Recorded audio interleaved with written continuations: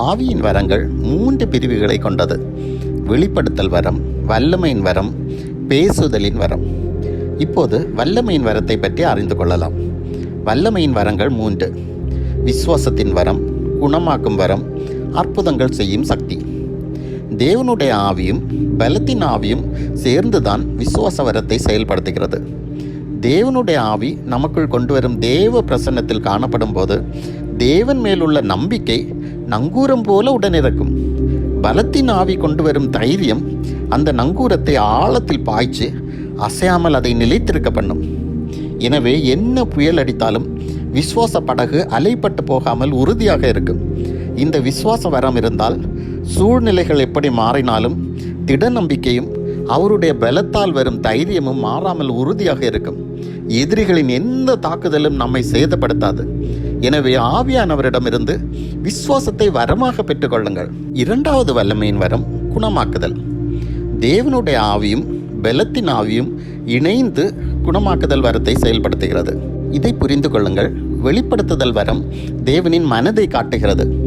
பேசுதல் வரம் தேவனின் இருதயத்தை அறிவிக்கிறது. வல்லமையின் வரம் தேவனின் கரத்தை காட்டுகிறது. விசுவாசம் உள்ளவர்களை தேவனின் கரம் தொடுகிறது. தேவ ஆவியின் வல்லமை பாய்ந்தோடுகிறது. பலத்தின் ஆவி சுகத்தை அளிக்கிறது. தேவனுடைய பிரசன்னம் பழைய ஆரோக்கிய நிலையை மீட்டெடுக்கிறது. வியாதி சரீரத்திலும் இருக்கலாம், இல்லை மனதிலும் இருக்கலாம். குணமாக்கும் வரம் சரீரத்தையும் குணமாக்கும், ஆத்மாவையும் குணமாக்கும். 3வது வல்லமையின் வரம் அற்புதங்களை செய்யும் சக்தி. இதை செயல்படுத்துவது தேவனுடைய ஆவியும் பலத்தின் ஆவியும் தான். தேவனுடைய பிரசன்னத்தில் கிறிஸ்து மகிமைப்படுத்தப்படும் போது தேவனுடைய பலத்த ஓங்கிய புயம் இயற்கையின் வரம்புகளை உடைக்கிறது. தேவனுடைய ஆவியின் வல்லமை அற்புதத்தை நடப்பிக்கிறது.